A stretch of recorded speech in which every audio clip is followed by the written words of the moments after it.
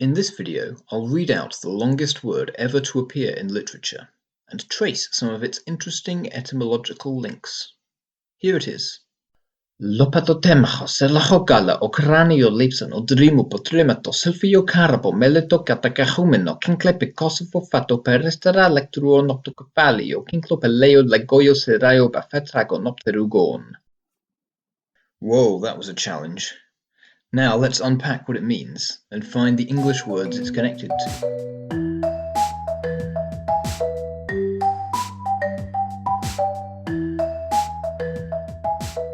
The word was invented by the ancient Greek comic poet Aristophanes.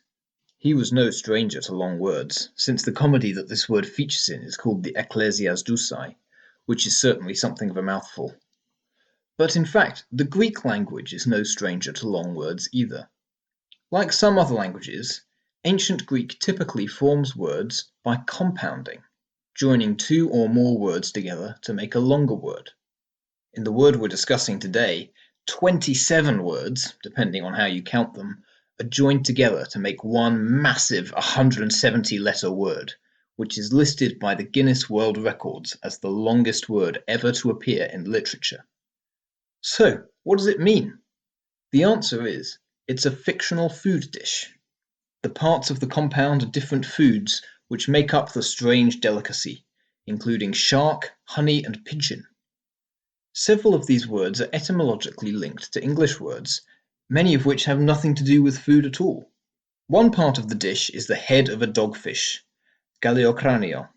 The head part comes from the Greek word kranion. Through Latin, this gave us the English word cranium, which means the upper part of a skull. Another part of the dish is runny honey, meleto katakechumeno. This features the Greek word meli, which means honey. This is related to the Latin word for honey, mel, which is the origin of the English word mellifluous, which means flowing like honey or sweet sounding, and the word melliloquent, which means sweetly speaking. Another part of the word is Kosovo, which comes from the word Kosovos. This could either mean blackbird or some kind of fish. It's quite possible that this word is related to the Serbo-Croatian word for blackbird, kos, and therefore to the place name Kosovo, which is in southeast Europe. Kosovo is an abbreviation of Serbo-Croatian Kosovo polje, which means field of blackbirds. Another ingredient in Aristophanes' dish is optokefalio kinklo, the roasted head of a dabchick, a kind of water bird. This time, a different word for head is used, kephalion, which is related to English words such as cephaloid, which means head-shaped. Part of the food is dipped in new wine boiled down, seraio bafer. The dipped part of this, bafer, comes from the ancient Greek verb baptor, to dip. A related word with a similar meaning in Greek is baptisdor, which is the origin of the English word baptize. And the final part of the word, draganopteruk, crunchy wings. The Greek word for wing here is pterux, and you might recognize that first part of the word from pterodactyl, a long-extinct flying reptile. So, how do you go about translating such a long word?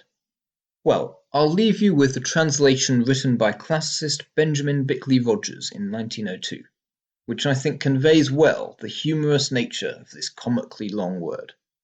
Palatero filato, milito turbito, cranio, morselo, piccolo, acido, sulfio, honeyo, poured on the top of the uzolo, tossolo, cosciato, colvero, cutleto, roastingo, marrow, depero, leveret, syrupu, gibleto wings. What do you think? Would you want to eat this food? Comment below, like and subscribe.